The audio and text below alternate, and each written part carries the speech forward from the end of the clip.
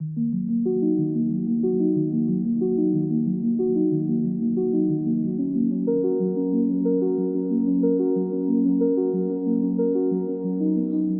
everyone, welcome back to my channel and welcome to part 2 of this acne series. So in my last video, I really opened up and shared my complete acne story. And my goal with that video was I really wanted to shine some light on the fact that acne is not just something physical. When you're dealing with it for so many years, the effects of it go much deeper than just this outer layer of skin, and it starts to affect you on an emotional and on a psychological level. So I shared very personal moments of my life, including the story that I thought I'd never share with anybody, much less put it out there for the entire world to see it. I shared the story of when I hit rock bottom, and I also shared how I was able to overcome all of that. So if you still haven't seen that video, I highly recommend watching it. I'll leave it in the YouTube cards as well as in the description box below. So for part 2 of this acne series, I want to focus on those changes, those habits that I established in my life that helped me in my journey to clear skin. So when you're dealing with acne, it's really easy to get desperate, you get frustrated, you want results to happen overnight. You want that magic pill that's gonna clear your skin once and for all. And I was there, I was definitely that person, but one day I realized that acne is much more than just a skin issue. So it's not just about looking for the best face cleanser or the best face mask.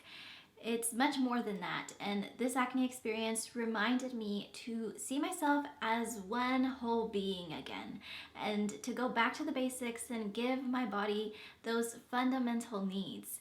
So today I'm going to share 5 of those habits that I established that changed my life forever and of course helped me in my journey to clear skin. So I want to start off with what I feel like is one of the most important things, the food that we eat. So eating more healthy, more nutritious food was one of the very first changes that I made. Because growing up, I ate a lot of processed food, a lot of unhealthy food, things like cookies, chips, chocolates, pastries, a lot of junk food, and I also drank a lot of sports drinks and sugar-filled juices. So basically I was consuming a lot of empty calories, meaning food with little to no nutritional value. And I'm also Mexican. I love Mexican food, and so my mom would cook super delicious food, but it wasn't always the healthiest. And because I was coming from a place of eating whatever I craved, whatever my heart desired, learning to eat healthy was a process. This definitely did not happen overnight. I remember I slowly started to become more aware of what I was putting into my body. I started learning a lot more about nutrition and the importance of reading food labels, the dangers of eating processed and unhealthy food. And at the same time, I was also reading and learning about the benefits of eating healthier food. And still to this day, that's one of my favorite things to do because it really encourages and motivates me to eat more of that. So what I did is I started to incorporate more greens into my diet, so a lot more vegetables, more fruits, whole grains, legumes, nuts, seeds, things like that. And I minimized processed and refined foods as much as possible. And I did this every single day until it turned into a habit, and then it turned into my lifestyle.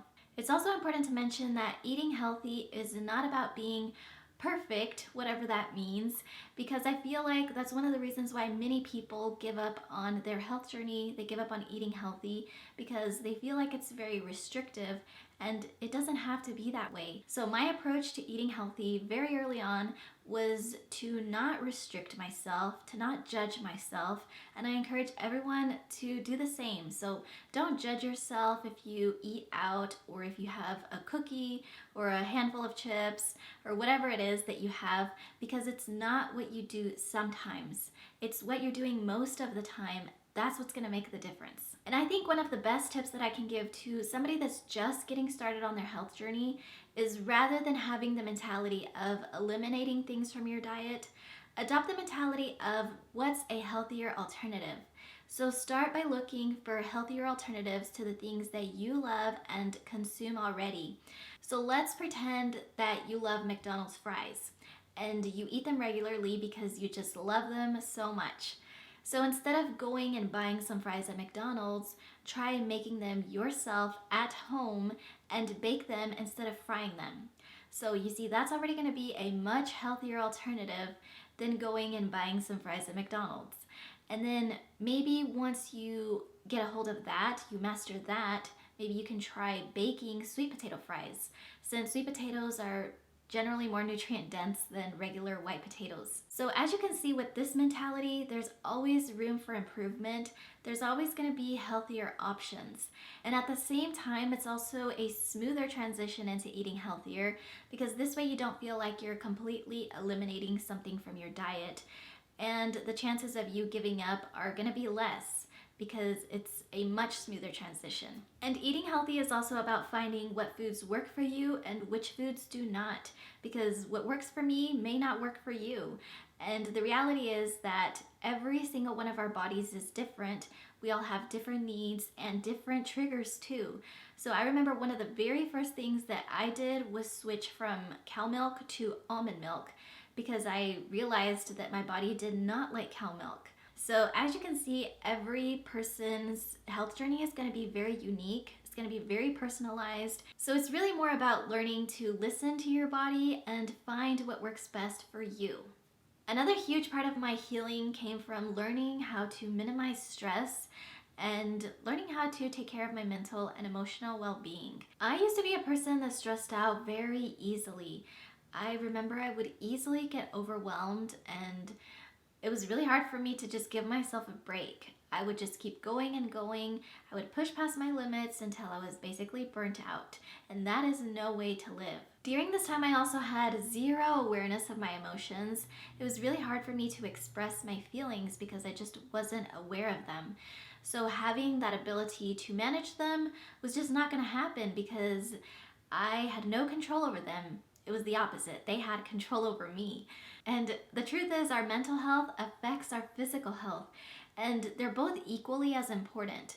Every system of our body is connected, and when you're not balanced in one area, it will most definitely show up in another. So in the case of acne, when we're stressed, our bodies release cortisol hormones, which causes an increase in oil production in the skin, and that leads to a higher risk of getting pimples. It's exhausting just to talk about it, and that is just in the case of acne, but it can manifest in many other ways. So learning how to manage my stress and my emotions was crucial to my healing. So I started practicing things like yoga, meditation. I listened to more calming, more relaxing music. I spent more time outside in nature. And even something as simple as drinking a cup of green tea. That sort of became like a ritual of mine, and still to this day, that's one of the things that I enjoy doing because it just instantly puts me in a better mood. It calms my mind, relaxes my body, and that's what it's about. It's about finding those little things that brings that peace, that calmness, happiness into our lives. So I encourage you to find what makes you happy and do more of that. Add it into your everyday activities. Make it a part of your lifestyle, because at the end of the day, it's all about self-love. It's about learning to love yourself, take care of yourself, and do more of what makes you happy. Exercise was another one of those things that really helped me when it came to managing my stress, but I wanted to make it its own category because I really want to emphasize the importance of this. The truth is, our bodies were made to move. They weren't made to just live a sedentary lifestyle. So if we're not moving, our bodies will remind us. It starts showing up in all kinds of ways. But in the case of acne, this really helped me because, like I said, I was a person that stressed out really easily. And when we exercise, our bodies release endorphins and serotonin, and these help to reduce those levels of stress. And you know, the beautiful thing about exercise is that it comes in different forms. It can be in the form of walking, running, dancing, strength training, of course, yoga, Pilates, There's something out there for everybody. So I really encourage you to find what kind of exercise works best for you and make it a part of your lifestyle, just like the other stuff that I've been talking about. And I also wanted to mention that it's important to respect wherever you are today. So don't judge yourself or compare yourself to somebody else, because the truth is we're all on our own journey.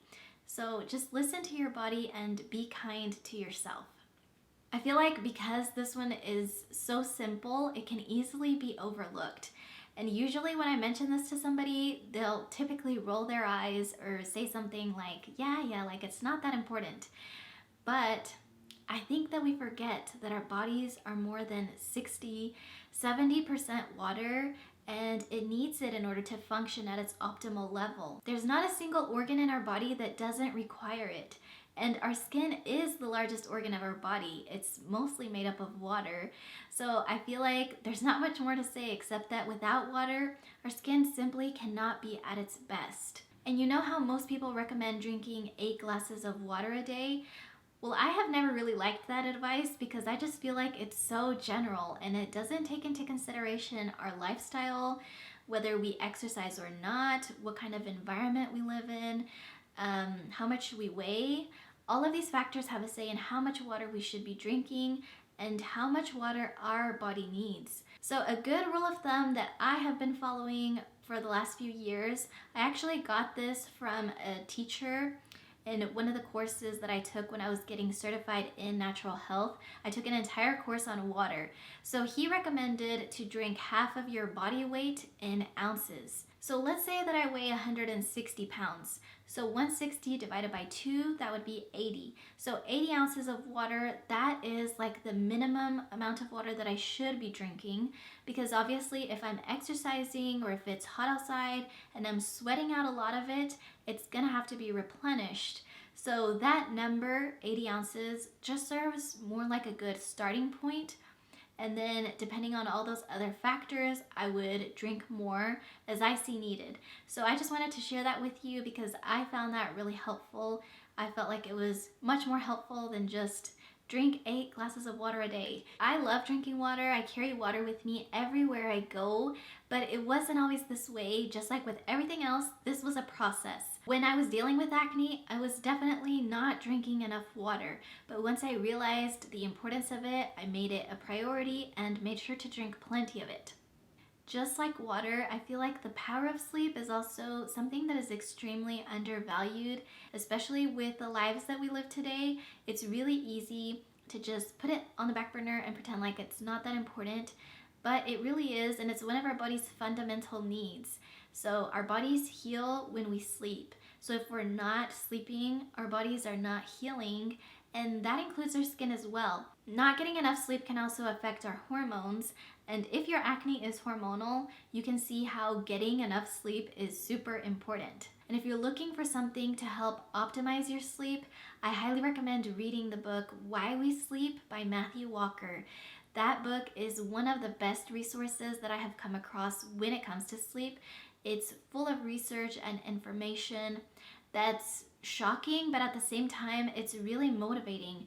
It like really opens up your eyes and helps you see sleep in a completely different way.